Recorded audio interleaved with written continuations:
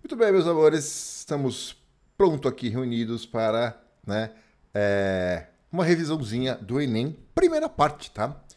Primeira parte, provavelmente um total de 4 partes, tá? Então vamos lá. Aí, a parte da mecânica, né? De novo, eu faço aquela análise, só que a análise da prova do Enem, como são 15 questões por prova, fica uma análise muito extensa, tá? Então eu não vou reproduzir a análise aqui para vocês, vocês vão acreditar em mim, né? Que os temas que a gente vai abordar nas questões são os temas recorrentes da prova. Sem mais delongas, vamos à questão número 1, tá? Acompanha. Então, revisãozinha para o Enem. Dois corpos A e B se movem com velocidades próprias conforme o gráfico. Eles iniciam o movimento com o móvel A estando a 20 metros na frente do B. Quanto tempo se passa até o corpo B alcançar o corpo A? Então é um exercício de encontro, né? Considerando o início do movimento no instante t igual a zero.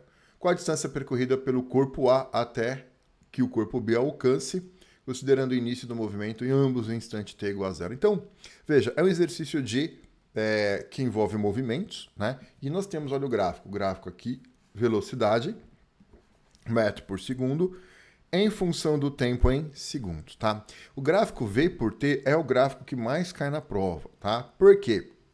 Temos duas propriedades nesse gráfico, né? A área, só relembrando as propriedades gráficas, né? A área é numericamente igual ao ΔS, né? O ΔS em módulo é a área do gráfico V versus T, né? E a aceleração é numericamente igual à tangente do ângulo, tá? Então a inclinação da reta vai nos dar a aceleração, tá? Se a gente achar necessário, a gente vai poder usar essas duas propriedades aqui nesta questão. Então vamos lá. O primeiro passo aqui é o seguinte, né? Repare que o corpo a velocidade do corpo A, ela é constante, igual a 4 segundos. Então o corpo A, ele executa movimento uniforme. Tudo bem? O corpo B, o corpo B, o que acontece? A velocidade do corpo B aumenta de forma linear, né? Então a gente tem variações de velocidades iguais em intervalos de tempos iguais. Isso caracteriza MUV. Então o primeiro passo é identificar qual é o tipo do movimento, tá? Corpo A MU, corpo B MUV. Então tá. E aí ele perguntou o seguinte, né? Faz duas perguntas. Primeira pergunta, quanto tempo se passa até que o corpo B alcance o corpo A, tá? Então vamos lembrar aqui, ó, o que está acontecendo? Vamos orientar a nossa trajetória, tá? Então eu tenho aqui trajetória aqui são os espaços em metros, estou orientando para a direita, positivo, tá? O que acontece? O corpinho A, eles iniciam o movimento com o móvel A 20 metros na frente do B, tá? Então o B está aqui, esse aqui é o corpinho B, e esse aqui é o corpinho A, tá? Os dois vão se deslocar para a direita, tá? Como um está na 20 metros à frente do outro, eu vou colocar o B no espaço 0 e vou colocar o A no espaço 20. Suave. O A, ele vai com velocidade constante, o A vai para lá, para o lado positivo, velocidade constante de 4 metros por segundo. Já o B, ele tem sua velocidade vai aumentando, tá? No instante inicial, né, no instante t igual a zero, a velocidade inicial do B é 1 metro por segundo. Bom, o que acontece? Né? O que a gente tem que impor aqui para que eles ocorra o encontro? Né? O encontro ocorre quando eles estiverem no mesmo espaço. Né? Então, encontro.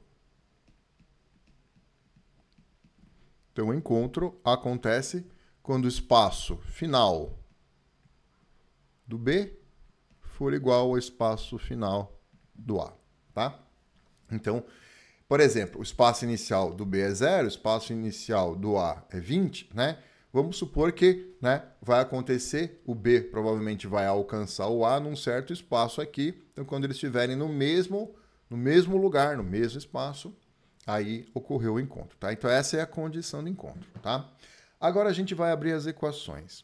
O corpinho B executa MUV. Qual que é a função horária do espaço do MUV? Né? Lembra lá, ó. O MU, a função do espaço é S é igual a S0 mais V vezes T. O M e o V é S igual a S0 mais V0 vezes T mais AT ao quadrado sobre 2, tá? Então, o que a gente vai fazer? Vamos abrir as equações, tá? Então, o espaço final do B. Quem que é o espaço final do B? É o espaço inicial do B mais a velocidade inicial do B vezes o T mais a aceleração do B, T ao quadrado sobre 2. E quem que é o espaço do A? O espaço do A é S0 mais V vezes T, tá? Então, é o S0 do A mais o V do A vezes o T. Tá? Então, se vocês repararem, o que eu fiz? Eu abri aqui, né? Então, o S final... Quem que é o S final? Né? Então, no lugar do S final, eu coloquei isso tudo aqui. S0 mais V0T mais AT quadrado sobre 2. E quem que é o espaço final do A? É o sorvete. Beleza? Vamos jogar os números agora. Espaço inicial do B. Espaço inicial do B. O B sai do espaço inicial 0, tá? Velocidade inicial do B. Pelo gráfico, dá para ver que a velocidade inicial do B é 1, tá? 1 vezes T. Mas qual que é a aceleração? Bom, aí eu vou usar essa propriedade aqui, ó. A aceleração no gráfico V versus T, ela é a inclinação da reta, tá? Então, eu vou pegar aqui, ó, esse triângulozinho aqui, ó. Posso fechar qualquer triângulo, tá? Qualquer triângulo. E aí, nesse triângulo, o que a gente tem? Esse cateto oposto aqui, ó, de 1 para 3, 2 metros por segundo, né? E o cateto adjacente, de 0 para 2 segundos, 2 segundos, né? Então, quem que é a inclinação dessa reta aqui, né? É o ΔV, que é 2, sobre o ΔT, que é 2, tá? Então, fazendo aqui de canto, a aceleração, né? Vou colocar aqui, ó, móvel B. Móvel B. A aceleração, ela é numericamente igual à tangente do ângulo, tá? Então, a aceleração vai ser o ΔV, que é 2, sobre o ΔT, que é 2. Isso vai dar 1 metro por segundo ao quadrado, tá? Então, a aceleração do corpinho B, a aceleração do B, vai nos dar 1 metro por segundo ao quadrado. Volta aqui, a aceleração é 1 sobre 2, vai dar meio, vezes T ao quadrado, tá? O S0 do A. O A está saindo do espaço 20. A velocidade do A é 4, positiva, está indo para o lado positivo, vezes o T. Estão comigo, gente? Então, veja, o que a gente tem aqui, né? A gente tem uma linha, tudo dependendo do T, né? Então, a gente consegue achar o T, que é a primeira pergunta que ele faz, né? Então, é só resolver a equação, tá? Então, o que eu vou fazer? Eu vou passar tudo para o lado esquerdo, tá? Então, vai ficar 1T mais 1T mais meio T ao quadrado, menos 20, menos 4T, igual a 0.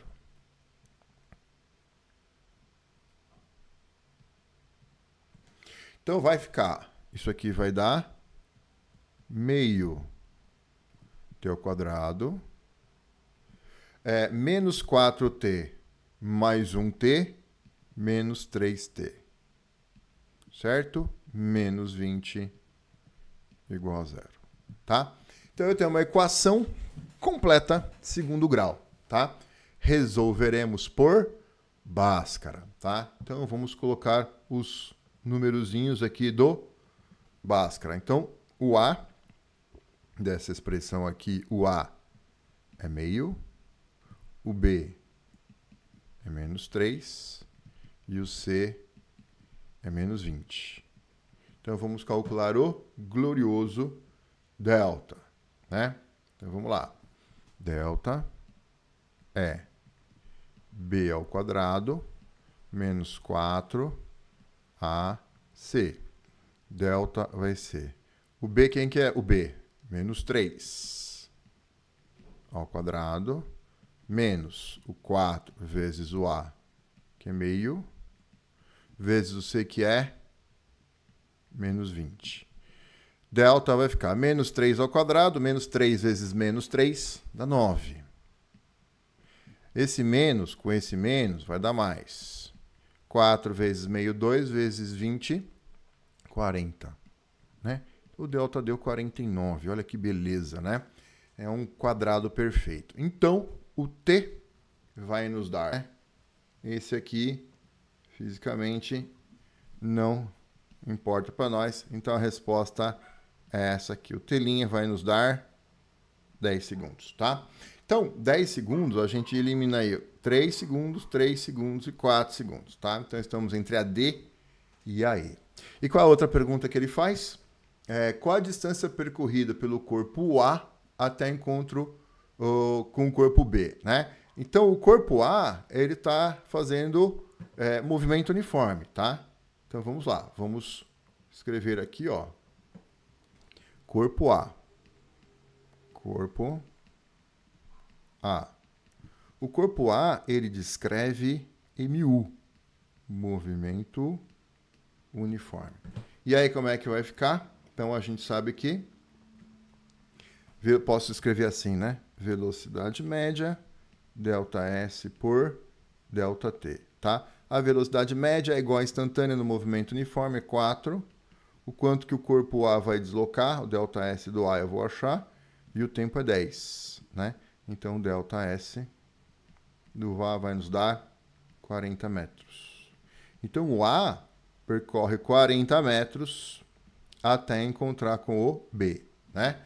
Então, quanto tempo e qual a distância percorrida pelo corpo A até o corpo B, o alcance? O corpo A percorre 40 metros. Estão comigo? Então, resposta, 10 segundos e 40 metros nos dá a alternativa E. E, portanto, com isso, matamos o exercício. Ficou claro, gente? Tudo bem? Perguntas, dúvidas? Suave. Então, veja, é um exercício que envolve gráfico, né? É comum aparecer gráfico e é um exercício que envolve gráfico da velocidade em função do tempo, tá? Juntamente com esse exercício, a gente já revisou aqui, né, movimento uniforme e uniformemente variado, e as duas propriedades gráficas, né, do gráfico V versus T, tá? Então, aqui, ó, essas duas propriedades é do gráfico V versus T. Tudo bem, gente? Beleza, matamos o exercício.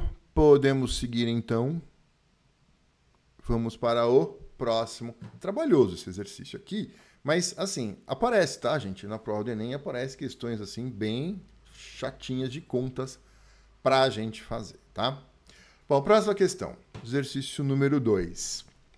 O exercício número 2 diz o seguinte. Guerras são conflitos armados que acontecem por diferentes motivos, tais como interesses políticos e econômicos, contentas religiosas, disputas territoriais, entre outras razões. A figura a seguir apresenta um morro que separa um canhão de um obelisco de uma civilização e ilustra possíveis trajetórias que o projétil pode percorrer. Com base na figura, adotando G igual a 10 metros por segundo ao quadrado, e sabendo que o modo da velocidade de lançamento é 30 metros por segundo e que o ângulo φ é 30 graus, e tem a componente horizontal da velocidade vale 15 metros por segundo. Tá? Então, vamos analisar alternativa por alternativa. Beleza? Então, vamos lá. Então, primeiro vamos achar as componentes, né, das velocidades aqui, né? Componentes da velocidade inicial. Então, a gente vai decompor. É clássico isso, né? No lançamento oblíquo, normalmente a gente faz isso, tá? A gente decompõe a velocidade inicial, né? Numa componente horizontal aqui, ó. Que a gente chama ela de V0x, e numa componente vertical, que a gente chama de V0y. Certo? Peraí, eu tenho que mostrar isso para vocês. O que é isso aqui, gente? O que é isso aqui?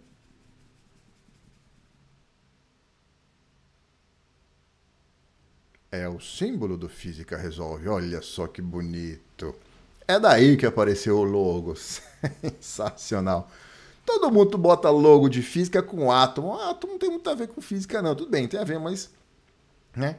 Átomo pode confundir física e química, né? Você pode ver, os caras botam lá como logo, né? Átomo, tanto para física quanto para química.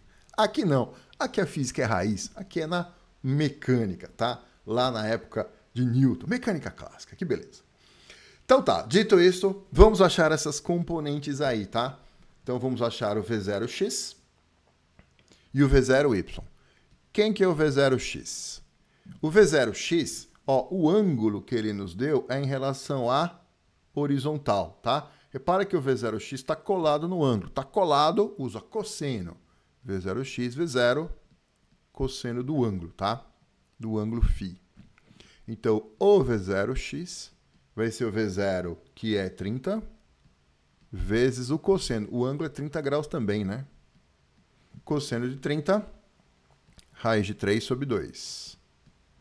Então, este V0x vai nos dar 15 raiz de 3 metros por segundo, tá? Então, essa é a componente horizontal da velocidade inicial do projétil. 15 raiz de 3 metros por segundo. Vou fazer agora o V0y. V0y é V0 seno do ângulo. Então, o V0y é o V0 que é 30, né? E o ângulo também é 30, né? Seno de 30 é meio. Então, o V0y vai ser 15 metros por segundo. Então tá. Então o que que ele afirma para nós na alternativa A? Então, na alternativa A, ele fala a componente horizontal da velocidade é 15 metros por segundo. Não, 15 metros por segundo é a componente vertical, tá? A horizontal é 15 raiz de 3, tá? Então, esqueça aí a alternativa A. Beleza?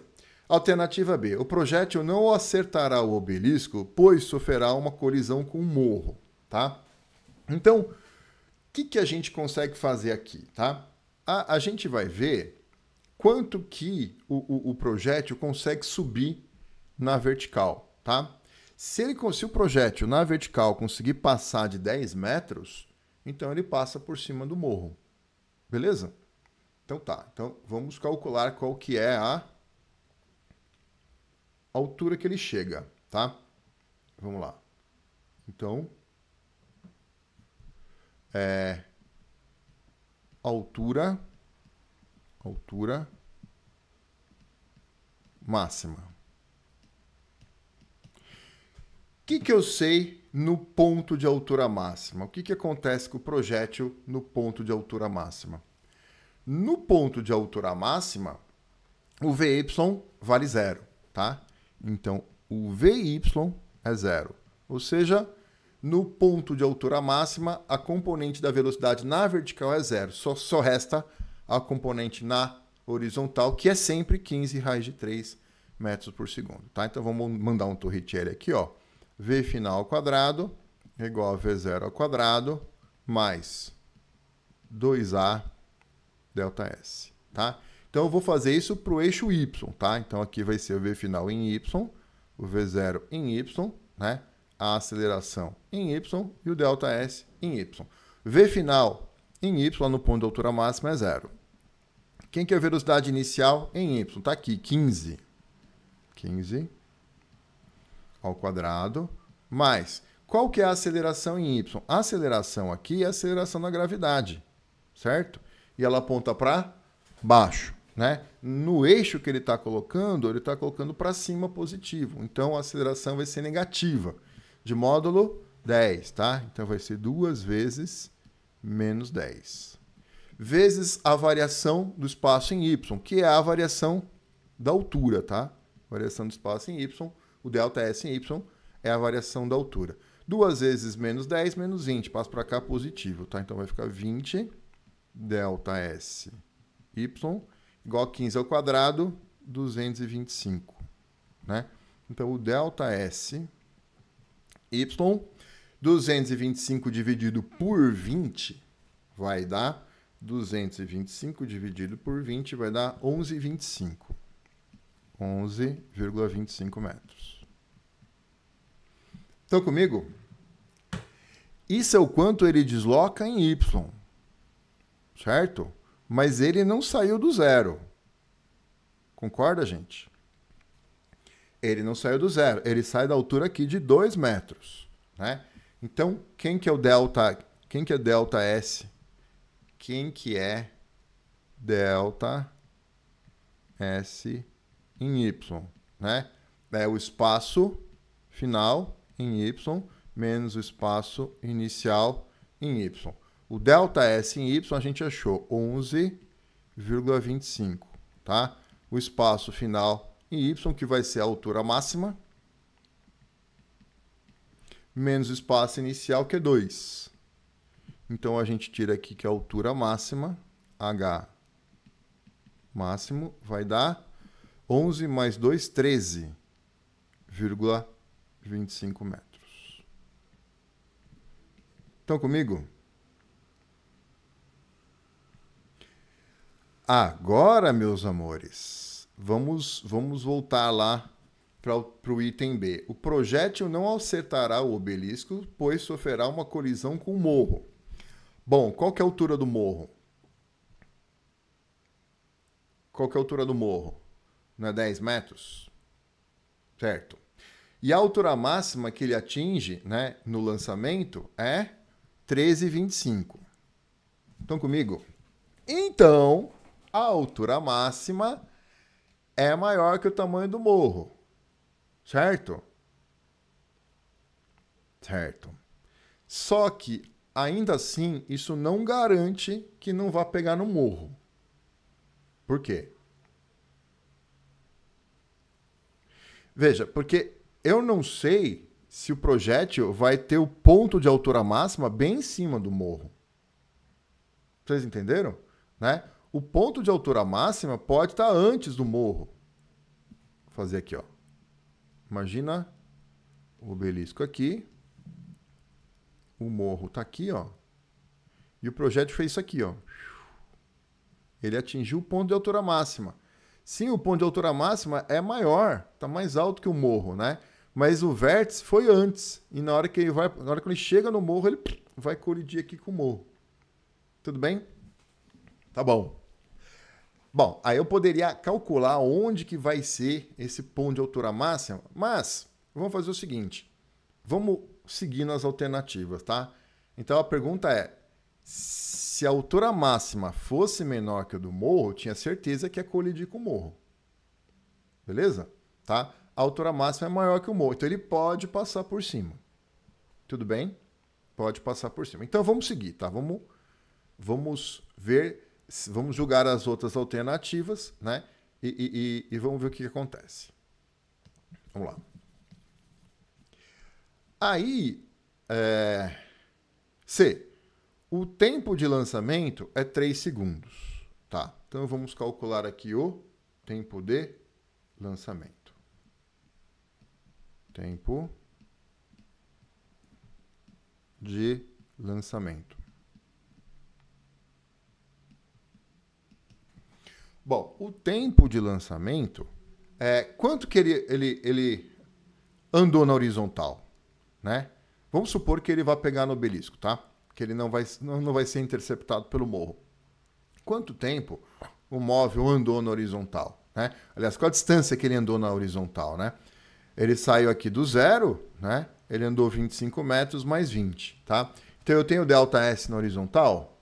Tenho, né? Eu tenho a velocidade na horizontal? Tenho. Dá para achar o tempo. Por quê? Na horizontal, o movimento é uniforme. A velocidade, ela é constante, tá? Então, vamos lá. Vamos usar movimento uniforme, tá? Aqui, ó. eixo X, onde vai ser o movimento uniforme. Então vai, S é igual a S0 mais V vezes T. O espaço inicial é 0. Bom, qual que é o espaço final, né? 25 mais 20, a abscissa aqui vai ser 45, certo? Então, o espaço final é 45, o espaço inicial é 0, e a velocidade que eu tenho que usar aqui é a velocidade em x. Quanto que é a velocidade em x? 15 raiz de 3. 15 raiz de 3 vezes o tempo total, certo? Então, 45 dividido por 15, o tempo total vai dar, né?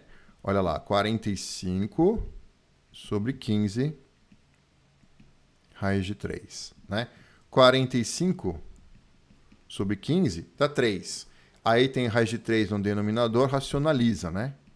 Aí multiplica aqui em cima e embaixo. Aqui, ó.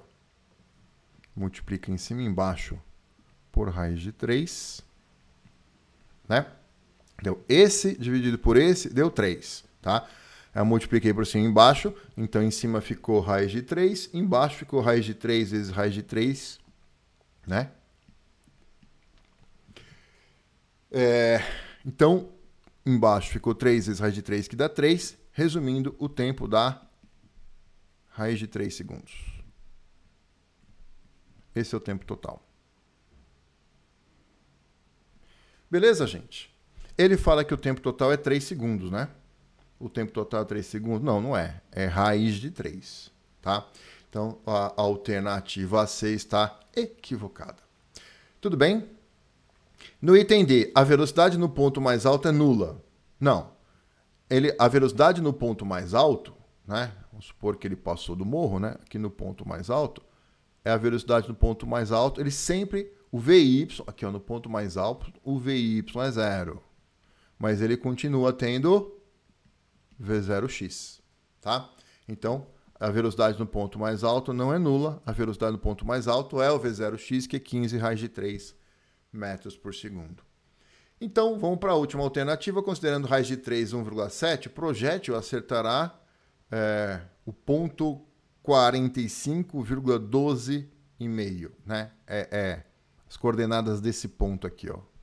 É 45, 2,5. Bom, que é 45 a gente já viu, né? A abscissa aqui é 45. Então, resta saber se essa altura aqui vai ser 12,5. Então, como é que eu faço? Eu vou para o eixo Y.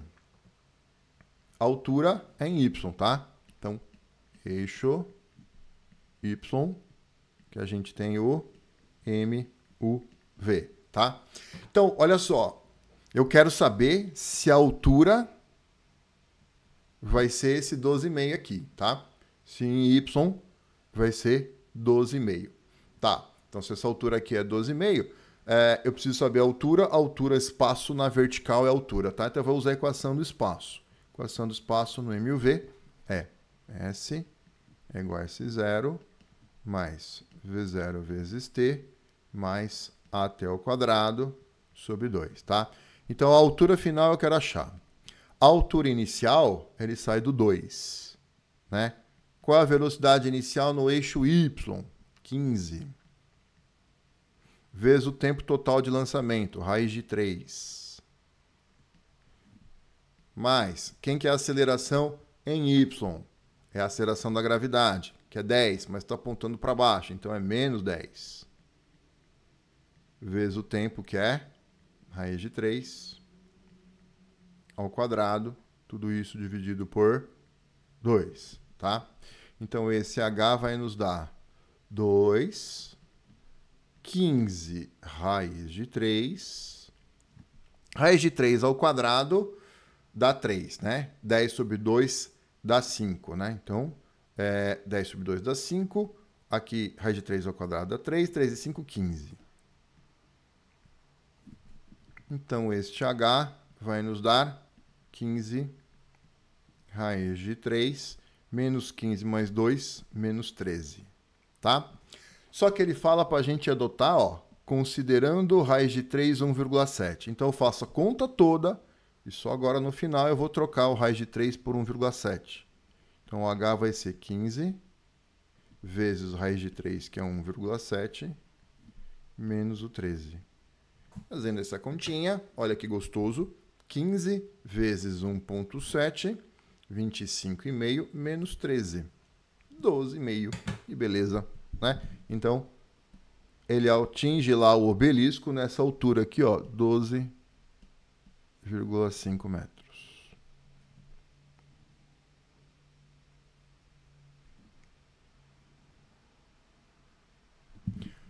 Tudo bem, gente? Então é a alternativa E, né? É exatamente isso. Ele atinge, né, o valor de x é 45 e o valor de y é 12,5, tá? Ele atinge exatamente nessas coordenadas aí. Perguntas, dúvidas, minha gente?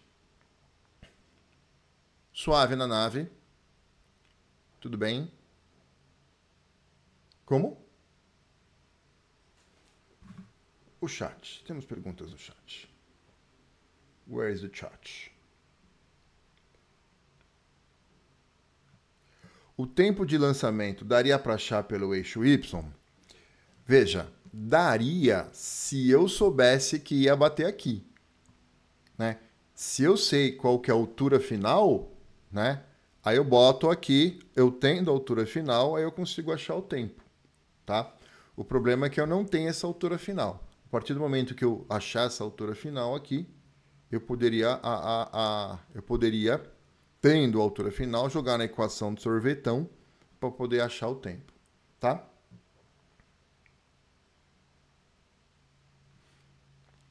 Então, é que eu não sei se ele bate no obelisco, né? Se bater, sim, né? Se bater, aí, quer dizer, eu precisava confirmar essa alternativa aí, né? Que ele vai bater nesse ponto, nessa altura 12,5. A partir do momento que eu sei que essa altura aqui é 12,5, aí eu consigo calcular o tempo, né? É um problema que a gente precisou do tempo para achar o 12,5, né? Se fosse numa outra situação, né? Por exemplo, se ele falasse, um outro exercício, se ele falasse para mim que a altura final é 12,5, aí eu tendo a altura final, eu consigo achar o tempo total, sem dúvida. Beleza, gente? Então, olha só, esses dois primeiros exercícios aí foram meio chatinhos, né? Meio trabalhosos, tá? Então, pode acontecer? Pode acontecer, tá? E aí, o que você tem que fazer na hora da prova é pular, né? Percebeu que o exercício vai dar muito trabalho, pula, volta, faz no final, por causa do TRI. Próximo exercício, vamos seguir. Exercício número 3. Olha só, exercício envolvendo energia, né? Uma criança brincando com estilingue lança uma pedra verticalmente para cima. Na figura estão ilustrados 3 momentos desse lançamento. O momento t igual a 0, no qual a criança está na iminência de lançar a pedra. Então aqui tá quase soltando, tá? Tá iminência de lançamento.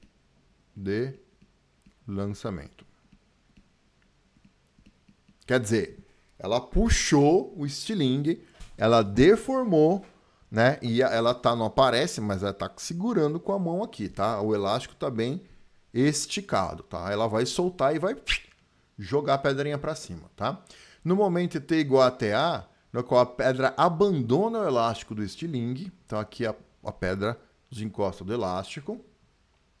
E no momento TF, no qual a pedra atinge a altura máxima, tá? Então aqui, pedra, vamos dizer assim, sai do elástico, né? E aqui a velocidade final, VY é 0, né? Altura máxima. Atingiu a altura máxima. Bom, aí ele segue. Considerando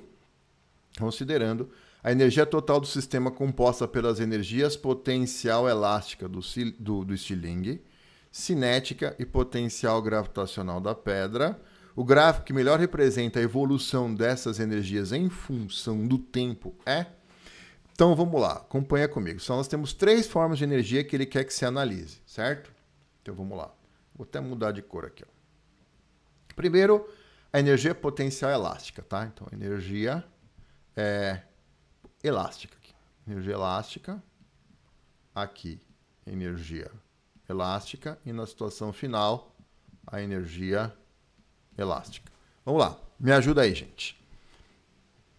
A energia potência elástica está relacionada com a deformação do elástico, certo? Aqui você deformou o elástico, concorda? Você puxou a pedra, então você deformou o elástico. Então o elástico está bem deformado. Então você armazenou energia no elástico, tá? Então, nessa situação inicial, energia potência elástica é diferente de zero. Estão comigo? Diferente de zero, tá? Aqui, a pedra sai do elástico. Então, o elástico não está mais deformado. Então, a energia potência elástica aqui é zero. Beleza? E lá no ponto de altura máxima, o elástico também está sem estar deformado. Então, lá no ponto de altura máxima, o elástico tem deformação zero, energia potência elástica é zero. Tamo junto? Muito bem.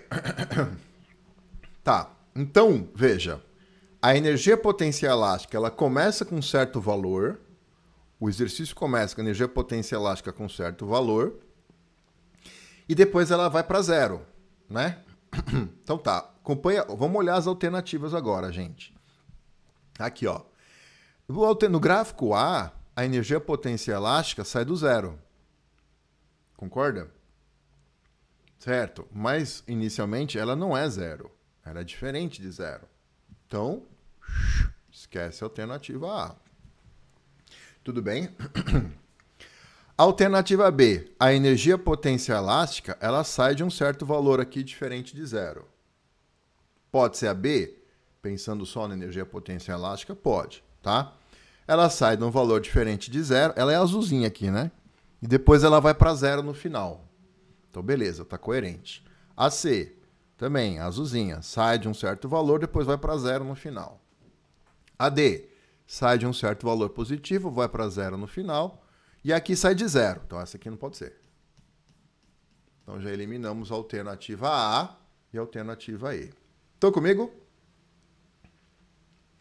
Muito bem. Então, é legal que esse tipo de exercício a gente não sabe como é o gráfico, tá? Então, a gente vai analisando passo a passo. Próxima energia que ele falou, energia cinética. A cinética no gráfico é verdinha, tá? Vamos pegar a verdinha aqui, ó. Aqui, a bola... A pedra, né?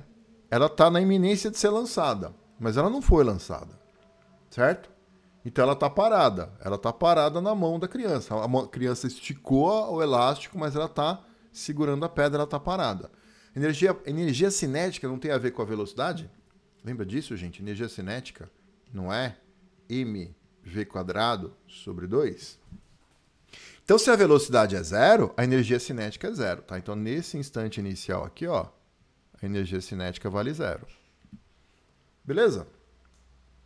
Tá. Aí, o elástico impulsionou a pedra, certo? E aí a pedra sai com uma velocidade grande aqui, certo? Então, a energia cinética tem uma velocidade alta, né? Então, a energia cinética é diferente de zero. E é grande essa energia cinética. E depois ela vai sendo freada pela ação do peso, né? A força-peso vai retardando ela até que a pedra pare lá no ponto de altura máxima, né? E aí parou, não tem mais velocidade, então a energia cinética aqui é zero. Beleza? Então vamos acompanhar o gráfico da energia cinética. No começo é zero, no final é zero e no meio tem um valor grande, tá? Então vamos ver, alternativa B. No começo é zero. Não, a alternativa B tá falando que começa de um certo valor aqui. Tá vendo o gráficozinho verde aqui ou não? Ele começa de um certo valor que não é zero, tá? Esquece a alternativa B. Alternativa C, beleza, começa do zero, olha lá, vai para um grande valor e depois termina em zero. Beleza? Pode ser a C. Vamos ver a D. Mesma coisa, começa em zero, atinge um grande valor, depois volta para zero. Pode ser a D, tá? Então, estamos agora entre a C e a D. Vamos analisar agora, por fim, a energia potencial gravitacional. Energia potencial gravitacional. Ele chamou de EPOT. Então, energia potencial gravitacional. Vamos lá. Bom, Se eu adotar a energia potencial gravitacional, lembra, energia potencial gravitacional é mgh, né? Então, a energia potencial gravitacional está relacionado com a altura, certo? Tá. Então, o que eu vou fazer aqui, ó? Considerando energia total, compostas, tal, o gráfico melhor representa. Ele não fala qual é o nível de referência que ele vai utilizar. Porém, estamos entre a alternativa C e a alternativa B. Perdão, a C e a D, né? E ambas, a energia potencial sai do zero, tá? Então, ele está considerando, pela análise dos gráficos, esse nível de referência aqui, tá? Então, essa altura inicial aqui, ó, da pedra, esse é o meu nível de referência.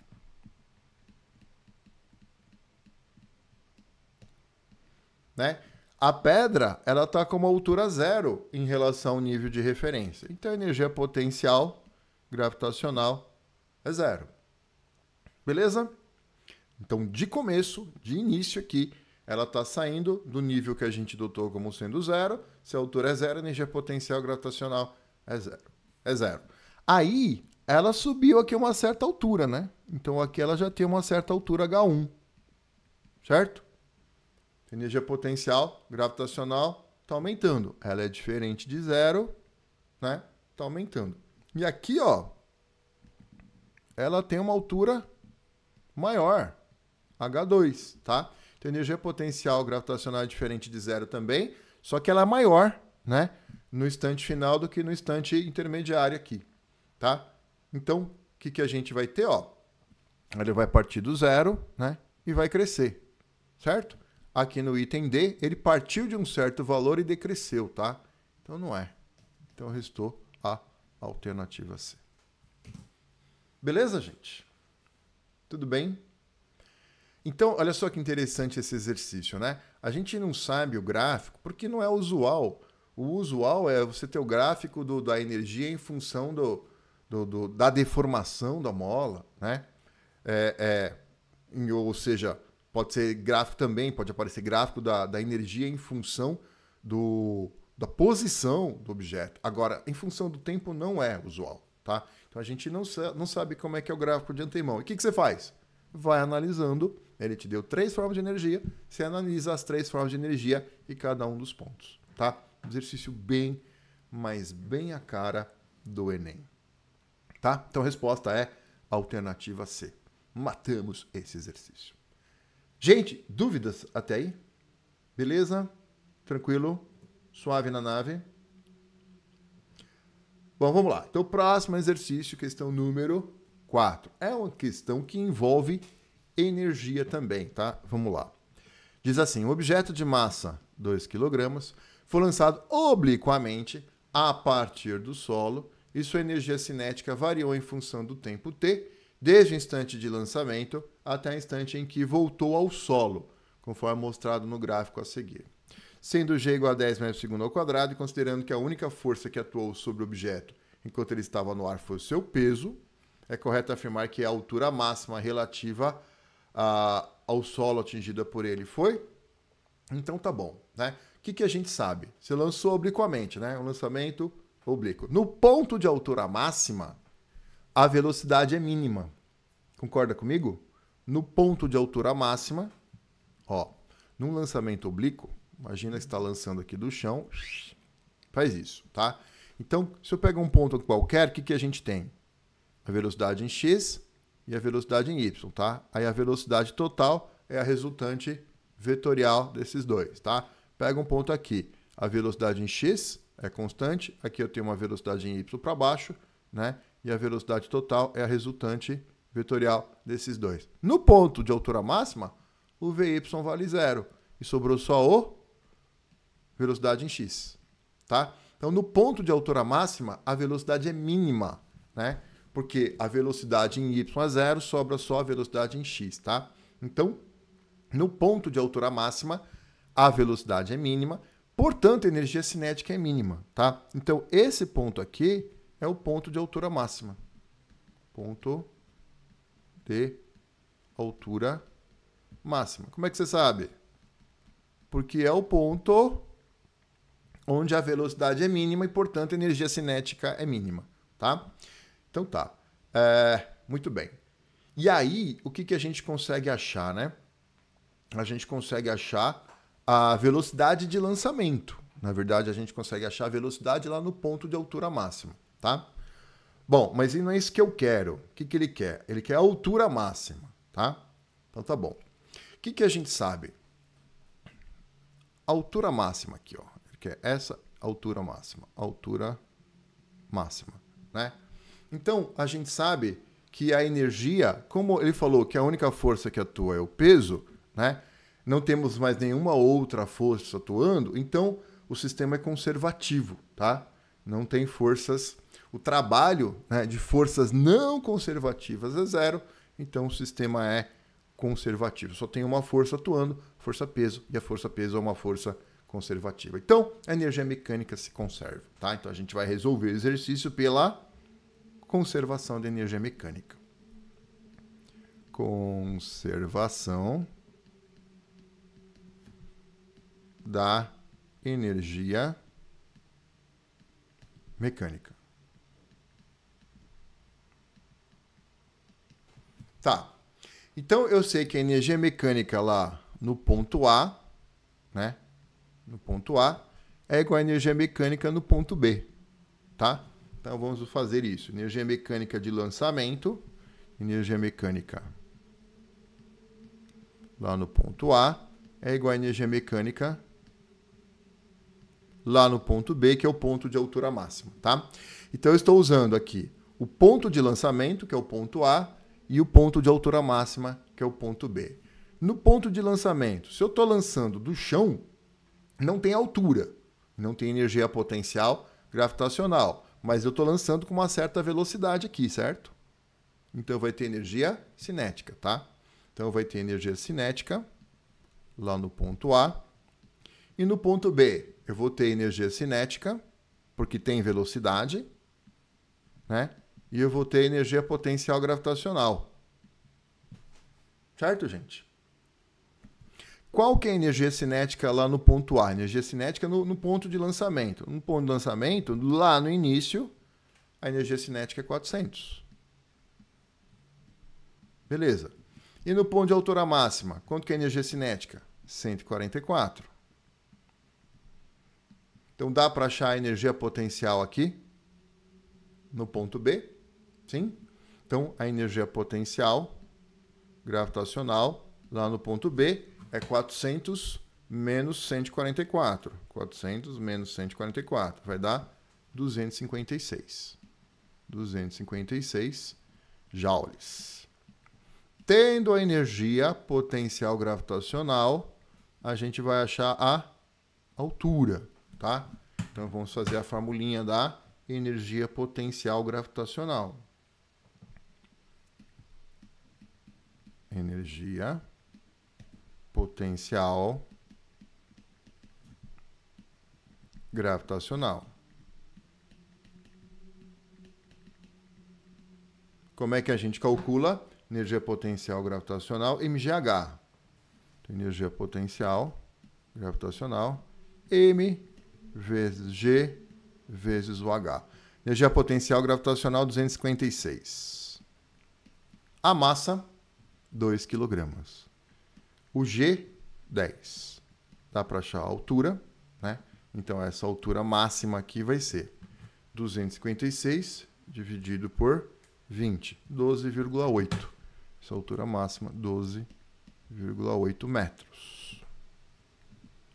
Então, essa é a resposta que caracteriza a alternativa B.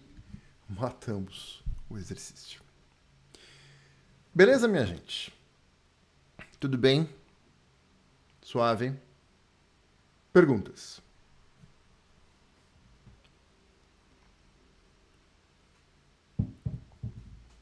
Também exercíciozinho bem bacana, tá?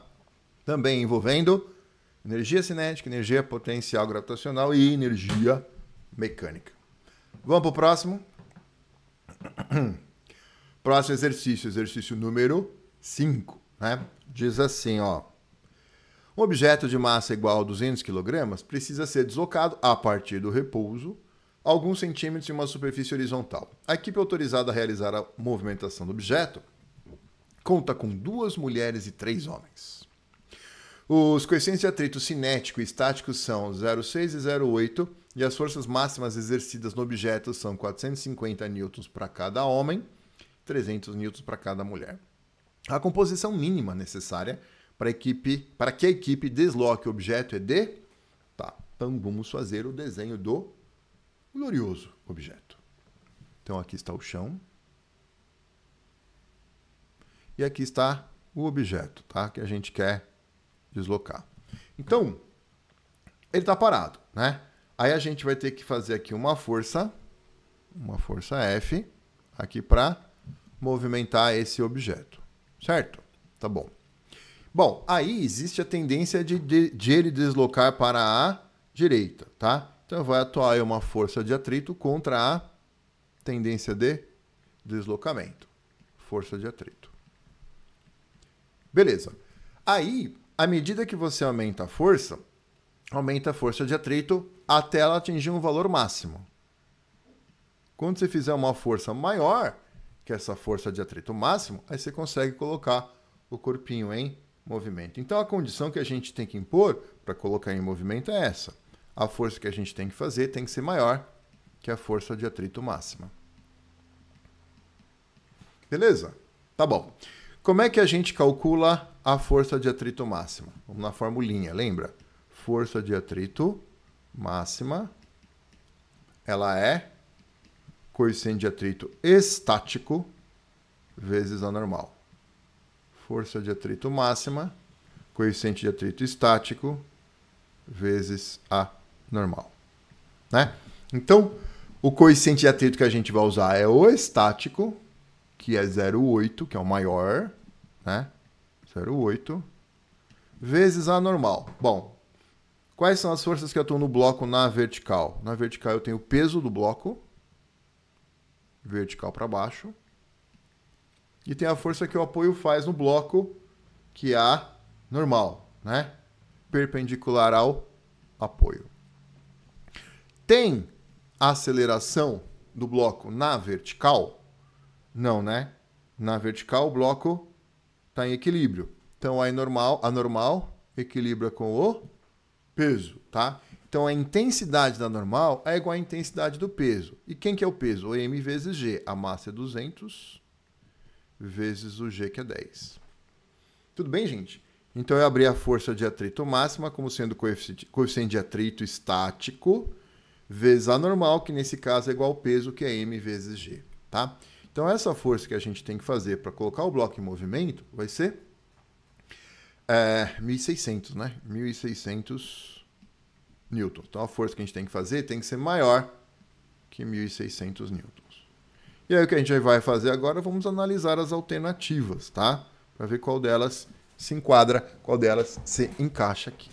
Lembra que cada homem faz 450, né? E cada mulher faz 300. Então 3 homens. Qual a força que 3 homens juntos fazem? 3 vezes 450, que dá 1.350. 1.350 é maior que 1.600? Não, então não é a A. B, uma mulher e 2 homens. 2 homens, 450 mais 450 é 900. Uma mulher, né? 900 mais uma mulher, 300, 1.200 newtons. Não é maior que 1.600, então não é essa a resposta. Uma mulher e 3 homens. Então vamos lá. A mulher, 3 homens, né? 3 vezes 450 dá 1.350, mais 300, 1.650. Uma mulher e 3 homens, vai? Vai, né? A força que a gente precisa fazer é maior que 1.600, 1.650 é maior. Então é essa a resposta, tá? Vamos só verificar a D. 2 mulheres e 2 homens. 2 homens, 450 mais 450, 900. 2 mulheres, 300 mais 300, 600. Dá 1.500.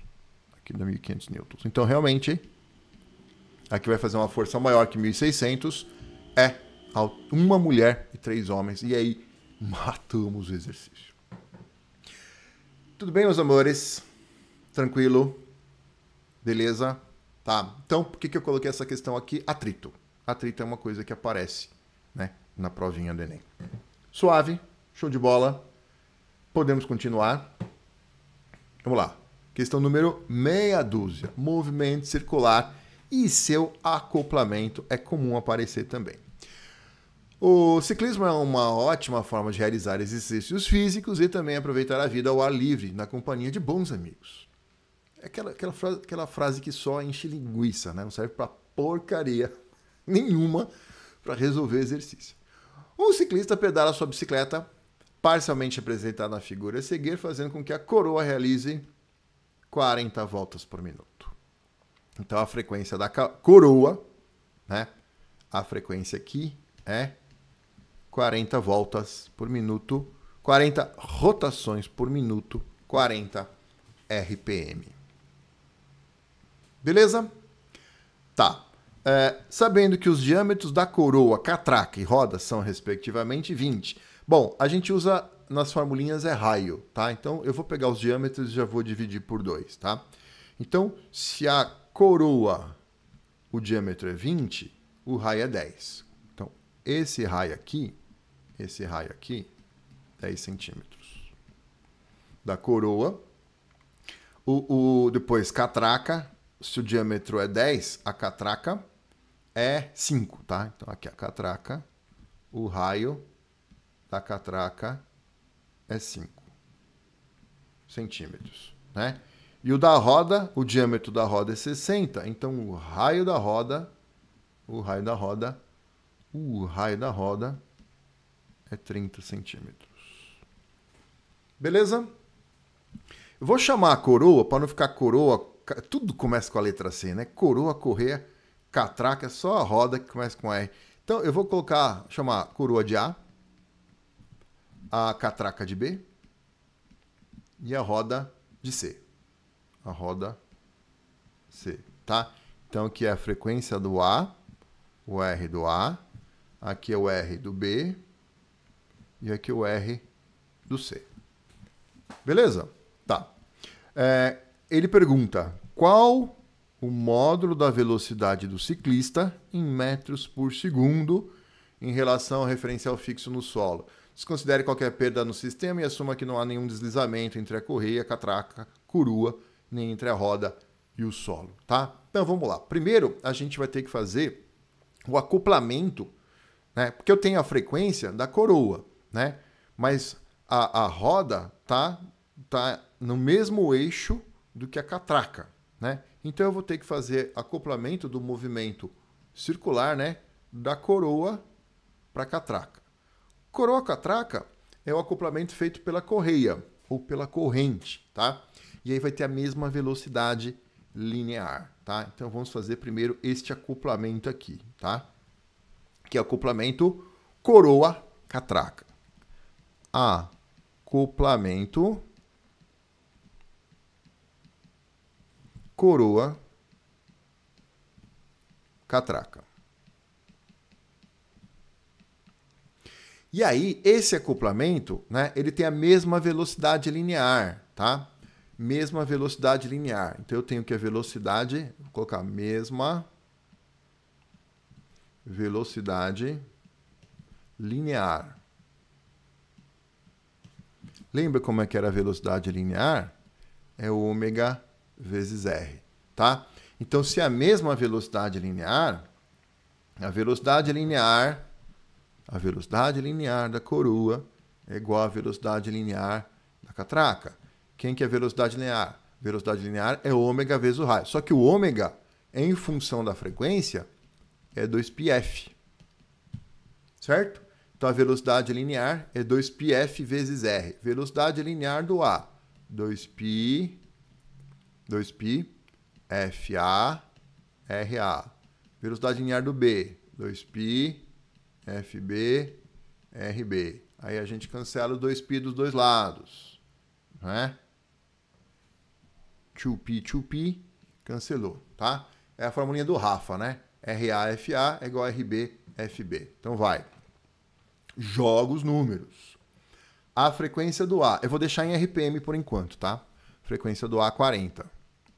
O raio do A, vou deixar em centímetro por enquanto. O raio do A, 10.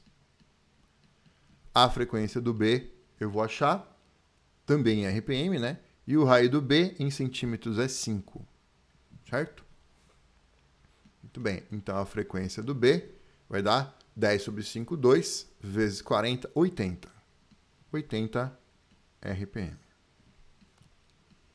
Então, meus amores, quem que é o B? Catraca. A catraca gira com 80 RPM, tá? Agora eu vou fazer o acoplamento catraca-pneu, ou a catraca-roda, tá? Vamos lá. Acoplamento. Acoplamento.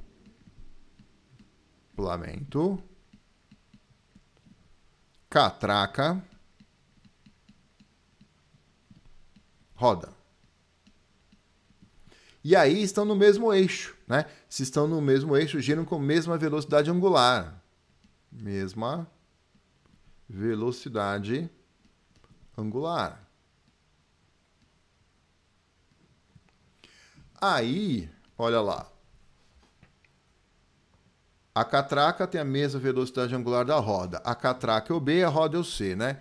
Então, o ômega do B é igual ao ômega do C.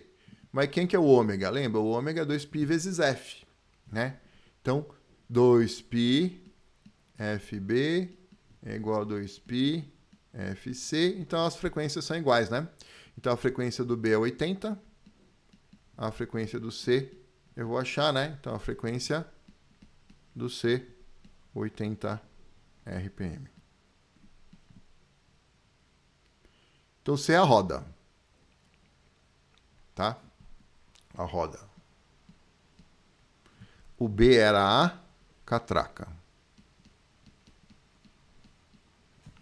Bom, finalmente, agora vamos achar a velocidade linear da roda, tá? Então, finalmente, vamos para a roda. Velocidade linear da roda. Quem que é velocidade linear? A formulinha está lá em cima, né? Velocidade linear é 2πfr. Então, a velocidade linear, 2πf vezes r. Então, vamos lá. Velocidade linear vai ser 2π. Quem que é a frequência da roda? 80 RPM, tá? Só que agora eu vou converter para Hertz. Se ela gira 80 rotações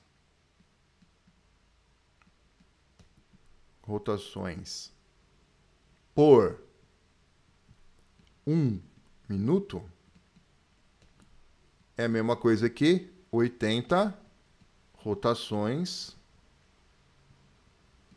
por... Quanto que é um minuto para segundo, né? 60 segundos. Certo? Então, 80 rotações por 1 minuto são 80 rotações em 60 segundos, tá? Então, eu vou dividir por 60 e aí vai ficar em rotação por segundo.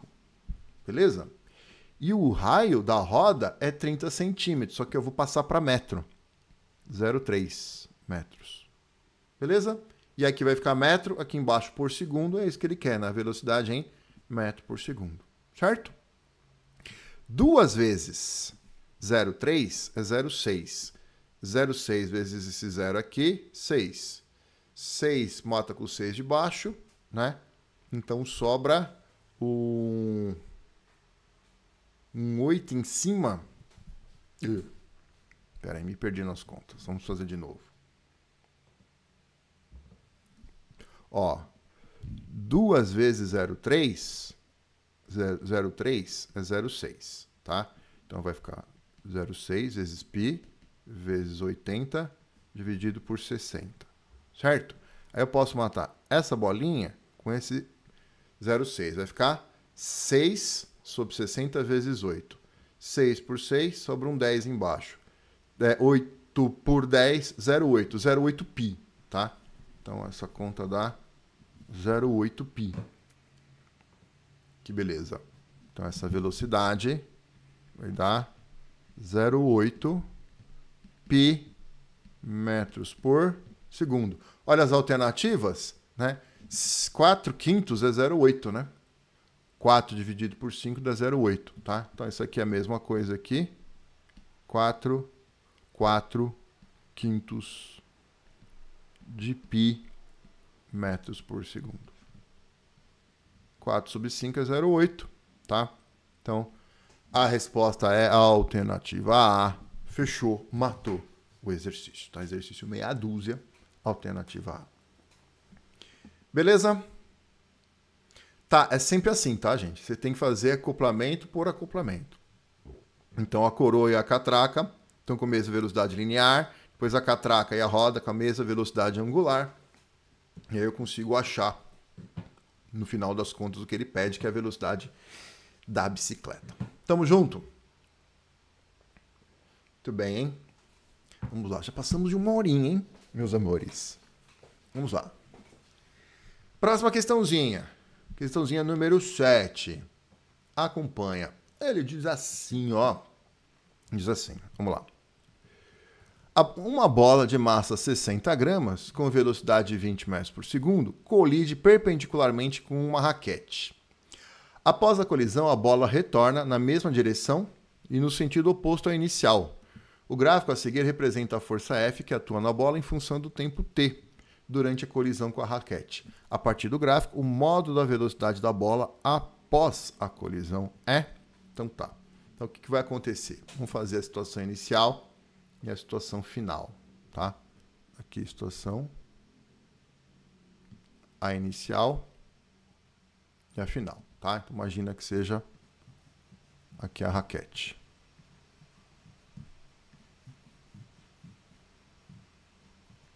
Bom, então a bolinha tá vindo, a bolinha vem, a bolinha tá vindo para cá, com uma velocidade de 20 metros por segundo,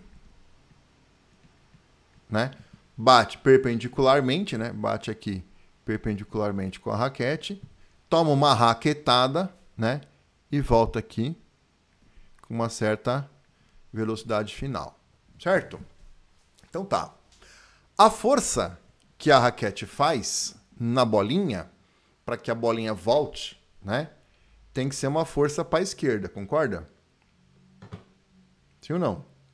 Né? A força, se a bolinha está vindo para a direita e depois ela volta para a esquerda, a força tem que bater na bolinha para a esquerda para ela voltar para a esquerda, tá? Se a força é para a esquerda, o impulso é para a esquerda também, né? Então a gente vai ter um impulso, né? Durante um certo intervalo de tempo, a gente vai ter um impulso atuando na bolinha para a esquerda, tá? Então eu vou fazer o seguinte, se o impulso está para a esquerda, eu vou convencionar para a esquerda como sendo positivo, tá? E, portanto, para a direita vai ser negativo, tá? Então, para a esquerda é positivo. Bom, o que diz o teorema do impulso? Teorema do impulso.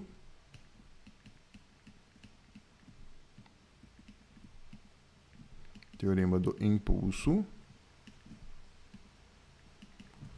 Né? O impulso, vetorialmente falando, é igual à variação da quantidade de movimento, né? Que é o mv final menos mv inicial, tá?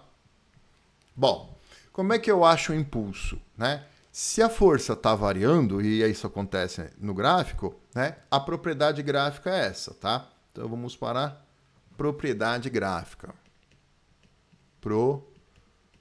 Propriedade gráfica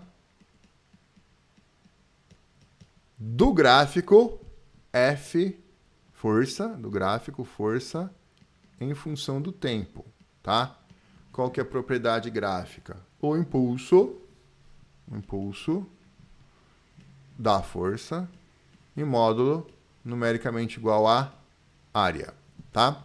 Então, esse impulso vai nos dar...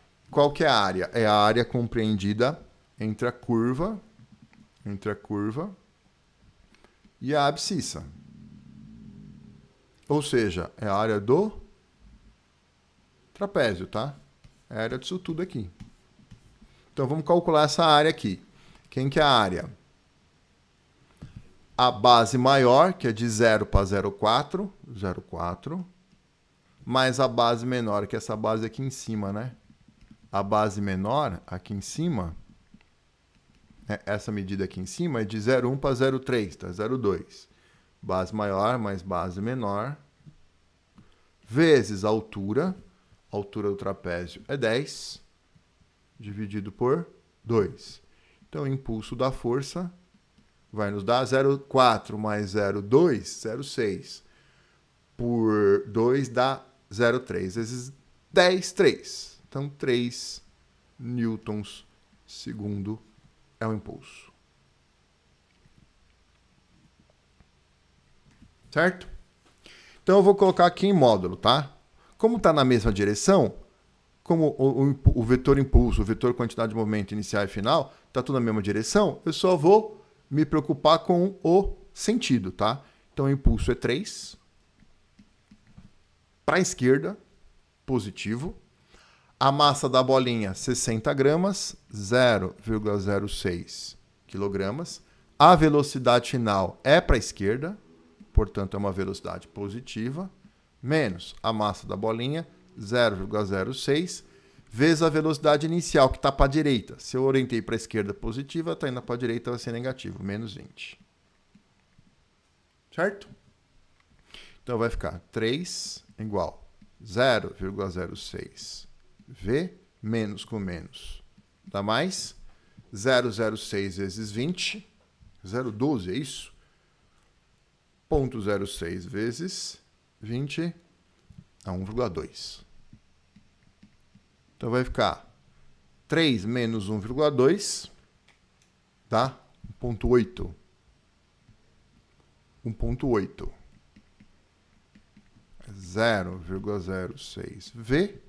Então, V, 1,8 dividido por 0,06 vai dar 30 metros por segundo. Isso caracteriza, portanto, a alternativa B de Bruno e Marrone. Beleza, minha gente? Perguntinhas? Suave na nave. Então, recordamos nesse exercício, né, o teorema de impulso, na propriedade gráfica, né, e lembrar que o teorema de impulso, né, impulso é igual à variação da quantidade de movimento, tá? Exercício número 7 foi, vamos para o próximo. Vamos lá, próximo. Exercício número 8. Acompanha. Eu treino numa academia, um dos exercícios na ficha de Matheus é a cadeira extensora. Observe a imagem a seguir. O aparelho tem algumas roldanas fixas por onde passam os fios rígido e inextensível. Entre a posição inicial e a posição final são puxados 33 centímetros do fio. Ao executar o exercício, são erguidos 3 barras de 5 kg e 4 de 10. Considerando a aceleração da gravidade 10 cm segundo ao quadrado, desprezíveis as massas e as resistências do fio e polias, é correto afirmar que as roldanas servem para... Item A. Diminuir o esforço da força aplicada e modificar a direção da aplicação da força. Veja, a roldana, né, ela é fixa. Cadê a roldana aqui, ó? Bom, ele fala aqui, reto, femoral, tal, beleza? Então, aqui tá movimentando para cima, tá puxando o fio. Aqui tá o fio para cá, né? O fio vai passar por uma roldana lá atrás que vai sustentar o peso, tá? Então, eu imagino aqui, né, você ter uma roldana fixa, uma outra roldana fixa aqui atrás, né? E esse arco que você está puxando podia até considerar uma roldana fixa também. E roldanas fixas não alteram a força, tá? Então, não é para diminuir nem para aumentar a força que ele vai fazer, porque as roldanas são fixas, tá? Então, vamos escrever isso. Roldanas fixas. Não altera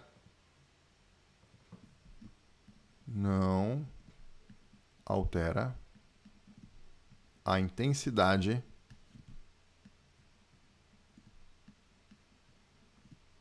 da força. Bom, beleza. Se a roldana fixa não altera a intensidade da força, por que a gente coloca ela aí, então? Para alterar a direção, do movimento, tá? O que ele está fazendo? Ele está chutando, né? E lá atrás o peso está subindo, tá? Então, a ideia é como é que ele ia fazer, como que ele deveria ter a cadeira para sentar para ele chutar para cima, se não pudesse alterar a direção, tá? Então, a ideia é que ele sente ali e ele chute para frente, tá? Mas o peso está sendo puxado para cima. Então, a ideia da rodana é alterar a direção, tá? Então, vamos lá. Alternativa A, diminuir o esforço. Não. Modificar a direção da força aplicada, beleza. Então, pode ser a B, pode ser a B. Modificar a direção da força aplicada, pode ser a C. Diminuir o esforço, não. Diminuir o esforço, não. Então, estamos entre a B e a C.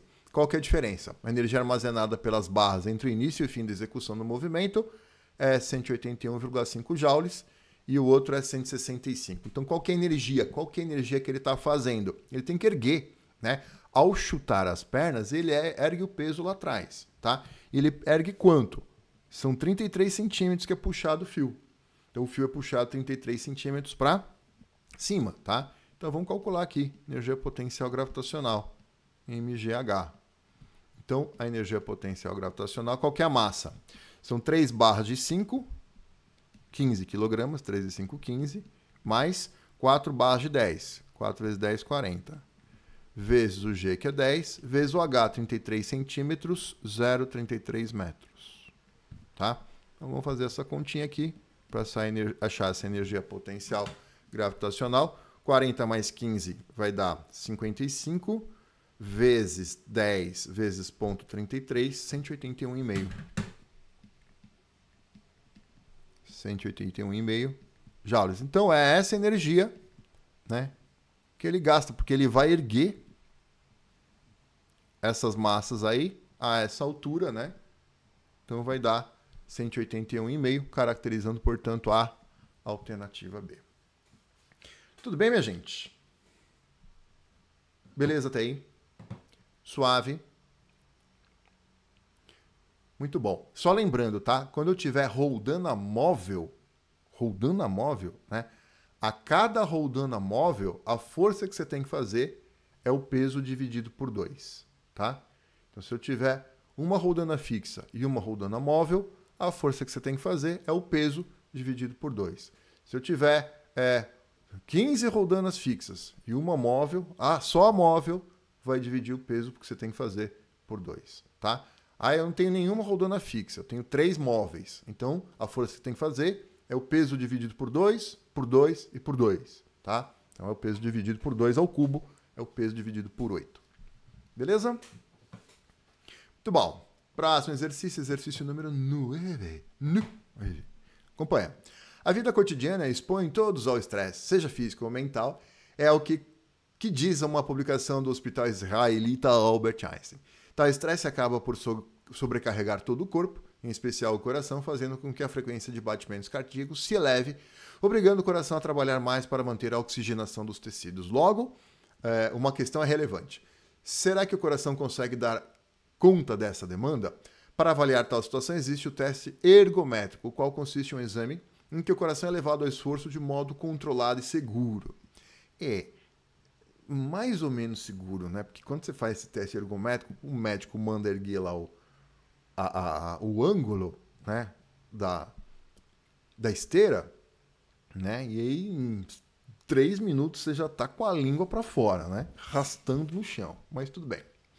Uma forma de fazer o teste ergométrico é realizar uma corrida monitorada em uma esteira. O monitoramento ocorre a partir de eletrodos conectados ao paciente, que realiza uma corrida com intensidade variável na esteira. A variação do esforço pode se dar a partir do aumento da velocidade da corrida e também da inclinação da esteira, tá? Ele vai aumentando os dois, tá? A figura a seguir mostra de forma simplificada um instante de teste ergométrico em que o paciente corre uma esteira inclinada em 30 graus, com a horizontal sem escorregar. Considerando as únicas forças que atuam sobre o paciente, o peso, a força normal e a força de atrito, assinale a alternativa que descreve corretamente a interação de atrito entre o calçado do paciente e a esteira. E tem o atrito é cinético, sendo o valor mínimo do coeficiente de atrito necessário raiz de 3, tá bom. Então, é o seguinte, o cara tá deslizando, ele tá correndo na esteira, mas o pé dele na esteira tá escorregando na esteira? Não, então o atrito é estático. Beleza? O pé dele está em contato, ele não está derrapando na esteira, tá? Ele está em contato, então o atrito é estático. E aí, qual é o valor máximo, né? Então vamos lá, força de atrito, força de atrito máxima, né? Tá bom. A gente sabe que a força de atrito máxima, né? A força de atrito máxima, a formulinha é essa, né? Força de atrito máxima, ela é o coeficiente de atrito estático vezes a normal, tá? Então tá, vamos analisar as forças que atuam lá sobre o carinha. Tá? Para facilitar a nossa vida, vou colocar o carinha como sendo um bloco aqui, tá? Bloquinho aqui. O ângulo é 30 graus. Quais são as forças? Peso, vertical para baixo, normal, perpendicular ao apoio, normal, perpendicular ao apoio, né? E aí, né? Esse bloquinho ele tende a escorregar para baixo, certo ou não? Né? Então a força de atrito vai ser contra a tendência de escorregamento, vai ser para cima.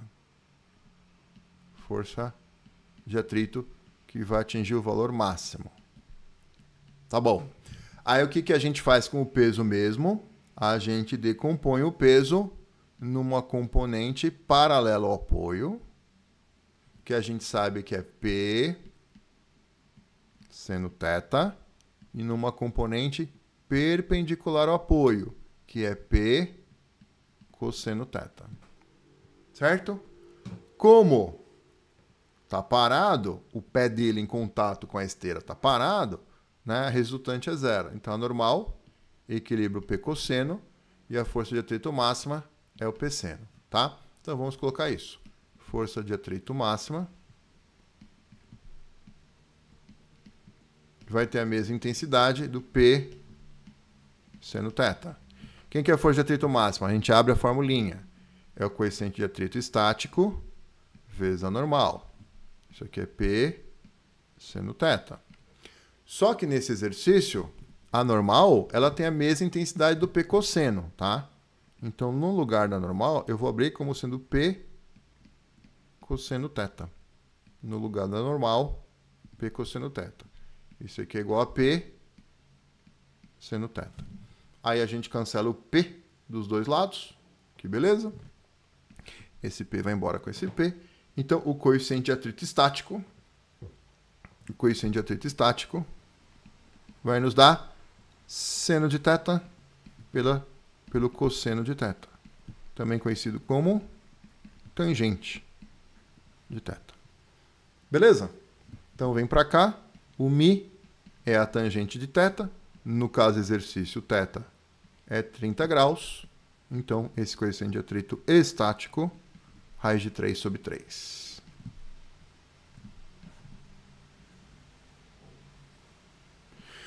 Então, o atrito é cinético não, é estático, sendo o valor mínimo, raiz de 3 sobre 3. Isso, alternativa C, exercício 9, matamos o exercício. Tranquilos?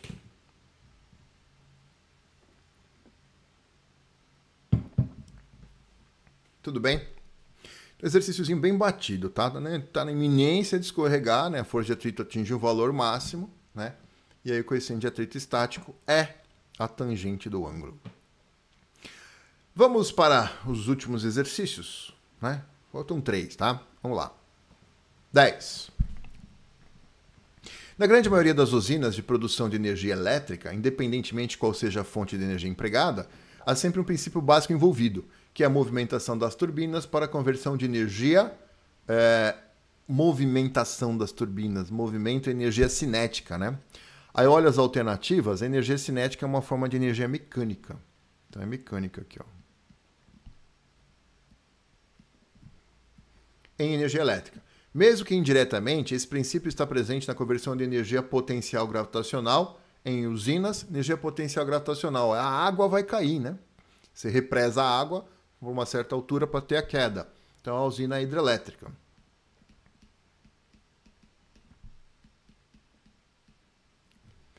E da energia térmica proveniente de combustíveis fósseis e nucleares. Em usinas, bom, combustível fóssil é termoelétrica. Termoelétrica, né? E nuclear, ou nuclear simplesmente, ou termonuclear. Pelas alternativas, termonuclear. Certo? Mecânica hidrelétrica, termoelétrica e termonuclear, alternativa A. Tá? Exercíciozinho conceitual, bacaninha, né? Também envolvendo conversão de energia. Energia é um assunto que cai bastante na prova do Enem, né? Beleza? Esse foi suave, né? Ó, só lembrando, para não assustar vocês, a gente fez bastante exercício de conta, tá? Mas o Enem, na média, é 40% exercícios é conta. 60% é conceitual, tá? Que os exercícios conceituais são relativamente mais simples, né? Então eu dei uma forçadinha aqui nos de conta, tá? Vamos lá, 11. Esse é do Enem mesmo, tá? No Autódromo de Interlagos, o carro de Fórmula 1 realiza a curva S do Senna numa trajetória curvilínea. Enquanto percorre esse trecho, a velocidade do carro indica, o velocímetro do carro indica velocidade constante. Quais são a direção e o sentido da aceleração do carro? Bom, tá fazendo o S do Senna, né? Tá fazendo a curva. Vendo de cima é assim, né? Tá? Então, tá fazendo a curva, aí você tem aqui a velocidade, tá? Uma tangente à trajetória aqui, a velocidade, né? Mas tá... E o módulo como a velocidade é constante, o módulo da velocidade se mantém. Então, você não tem variação do módulo da velocidade, então a aceleração tangencial é zero. A aceleração tangencial é zero, tá? Não tem aceleração tangencial.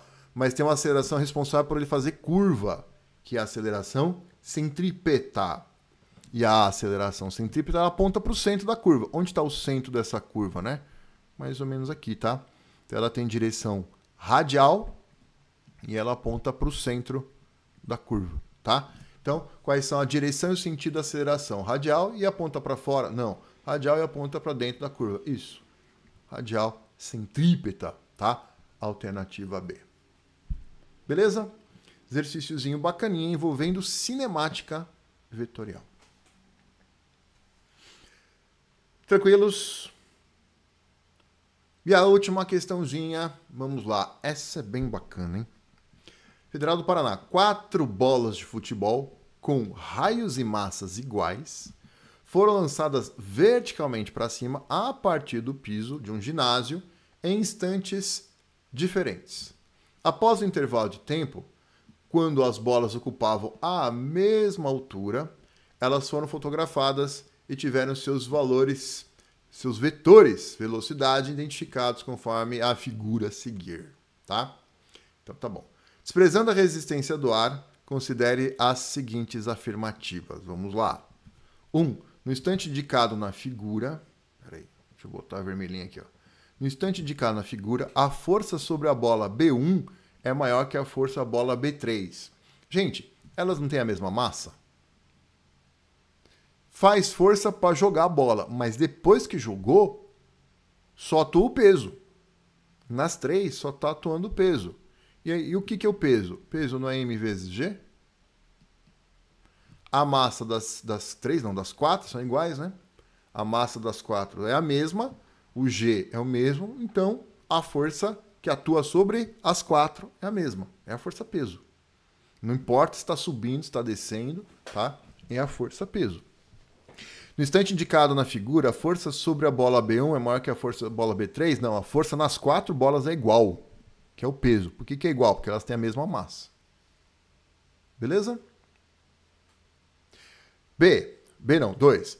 É possível afirmar que B4 é a bola que atingirá a maior altura a partir do solo. Bom, ela tem uma velocidade aqui maior, né? Velocidade maior vai atingir uma altura maior. Beleza, verdade. 3. Todas as bolas estão igualmente aceleradas para baixo. Qual é a aceleração que atua nas bolas? A aceleração da gravidade. G. Beleza? Depois que lançou, só atua a aceleração da gravidade, é vertical para baixo. Né? Então, a resposta 2 e 3. 2 e 3. Alternativa D. Alternativa D. Matamos o exercício. Tudo bem, minha gente? Então, olha só, um apanhado meio que geral da mecânica, tá? Foi aqui 1h30.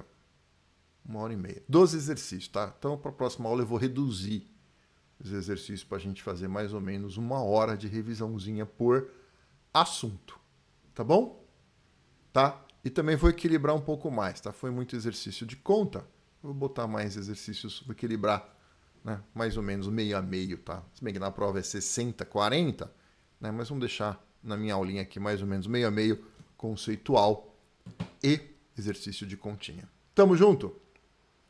Então, meus amores, segunda parte, termologia, tá? Então, eu espero vocês amanhã, né? Neste mesmo local.